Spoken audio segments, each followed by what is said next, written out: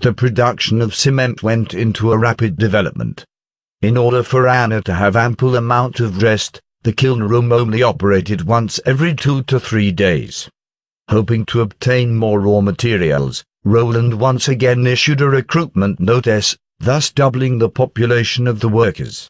However, Roland himself knew that he could not always depend on Anna to do these.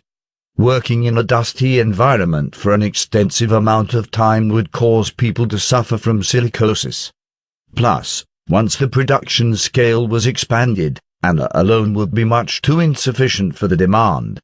Witches should not be utilized as consumables, but instead as the engine to stimulate the development of civilization. Although Roland recognized the fact very well, as of this moment, he could only spend all his efforts in constructing the city wall. After all, nothing could be done if the demonic beasts could not be stopped. A project was launched to dig the foundation for laying the city wall that connected the North Slope Mountain and Redwater River. As chief manager of this project, and in accordance with the routine of the world Roland previously lived in, he dug out the first shovel of dirt amidst a mass of flabbergasted faces in audience. Roland thought that after solving the cement problem, building a city wall would be effortless. However, when he actually began to do the work, he discovered that he was utterly ignorant in engineering. How deep and wide should the foundation be dug? How to solve the unevenness of the ground? How to ensure a 600-meter-long wall was kept in a straight line after construction? Back then, when the city government was constructing the road, Roland saw a group of young fellows measuring the road with tools and rulers, something called theodolites and leveling instrument, but there was hardly anything like those to be found over here. As a mechanical blueprinter, although Roland and the next-door civil engineer were known as the ultimate geeks, however, their expertise was much too different. Not only that, none of the recruited bricklayers had ever participated in the construction of a big engineering project. Their capabilities were not even comparable to Roland's. Therefore, progress was extremely slow after the city wall project started. It took a whole week to even dig an incomplete, shallow trench. Once the engineering project lost control, the final product would be unimaginable. For instance, this shallow trench that they dug with much difficulty looked more like a drainage ditch instead of the foundation for the city wall. Although Roland gestured an estimated width before they started, the width became increasingly narrow as they continued to dig. It even appeared to be a twisted snake if someone looked at it from a distance. Nevertheless, Roland was reluctant to terminate the project. Based on the mindset that a gradual progress was better than no progress at all, as long as the kiln room was not in its operating hours, Roland would spend all day at the foot of North Slope Mountain. He would adjust the direction of the pit with his naked eye and slowly push the project forward. At the same time, he also doubled the rewards of the stone craftsmen. Fortunately, such an awkward period did not last too long. While Roland was in the firing room to direct the firing of the 6th batch of cement, Assistant Minister Brev reported that a stonemason had responded to the recruitment notice. The stonemason claimed that he joined the Mason Guild in the Kingdom of Grey Castle for a while and was now waiting outside the hall. Roland thought about it for a moment and was exhilarated. In his memory, the Mason Guild in the Kingdom of Grey Castle was a prominent and pioneering team that even Prince Roland had heard of. Even though the team was ordered to be dismissed due to a construction accident, but how could there be no accidents when you work in the construction industry? Bring him in. Roland made a pretense of being composed and nodded. He wanted to tell Anna to leave but changed his mind after a while. Bordertown had a population of 2,000 residents, and hardly any residents had ever seen the faces of witches. Besides, Anna looked totally different from the girl who previously wanted to commit suicide. Plus, with the peculiar clothing that Anna was wearing, it was unlikely that anyone would recognize her. Carl Van Bate was upset when the knight brought him into the courtyard. He wanted to first inform His Highness that it was unsuitable to undertake such a big project in this season, and then gradually obtain the trust from His Highness and ultimately change his perspective towards witches. However, according to the rumor, His Highness had always been quite capricious. What if his advice received adverse effect from His Highness?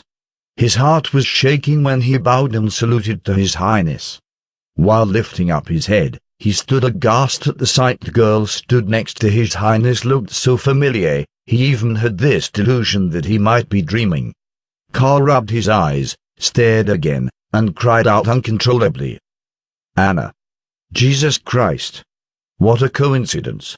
He just randomly hired a craftsman, and he hired a neighbor of the witch? Apparently, the craftsman seemed very familiar with Anna. Otherwise, he would not be able to recognize her in an instant. Roland turned his head and looked at Carter Lannis, who immediately understood Roland's thoughts. Carter quickly locked the door, blocking the only exit. Professor. Carl? Anna's reaction puzzled Roland for a bit. What? Professor? It's you indeed, Anne. I.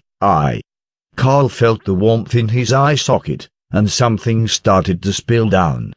He fell on the ground hopelessly, and repeated endlessly, "Sorry, I'm so sorry. I'm so glad. What a blessing." After a while, Carl Van Bate finally was able to appease his emotions. He slowly stood up, and again bowed to Roland. "I'm sincerely apologetic, Your Highness. I have forgotten my manners." "What's the matter? Aren't you a stonemason?" "I used to be," Carl swiftly replied after he released his concerns. His Highness did not execute Anna. It was a surrogate that was hanged on the execution ground. Realizing this fact, he already knew what his next move would be.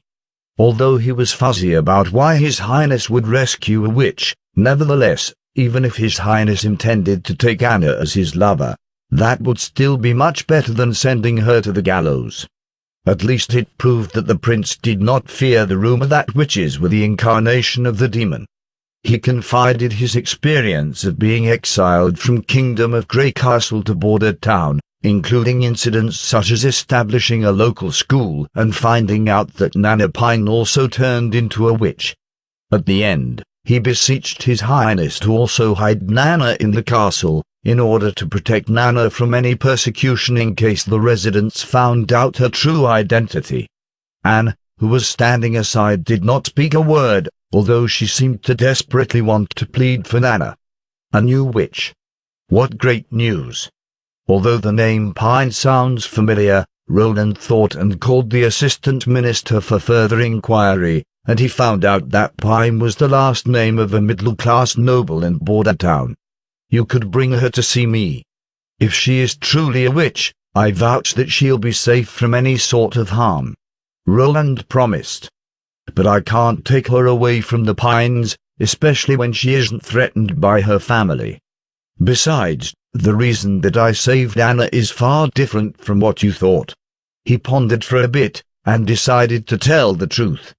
"I need her help. Compared to such incredulous tales of demons and evil power, I'm more inclined to believe that the power of witches has nothing to do with good or evil. It can instead be controlled. So, regardless of Anna, Nan, or any other witches, as long as they did not commit any real crime, I'd not consider them as sinful. Next, let us talk about some serious issues. Have you ever participated in the construction of the city wall of Kingdom of Grey Castle?" The prince brought the subject back to the construction project. "Yes." Carl nodded. Even though Prince Roland did not keep Nana as how Carl predicted, saying that His Highness needed the help of witches was also perplexing. However, it was good enough that His Highness promised to protect Nana. "Very well, I'm planning to build a city wall over the Redwater River and at the foot of North Slope Mountain to block the invasion of demonic beasts. From now on, you're responsible for this project.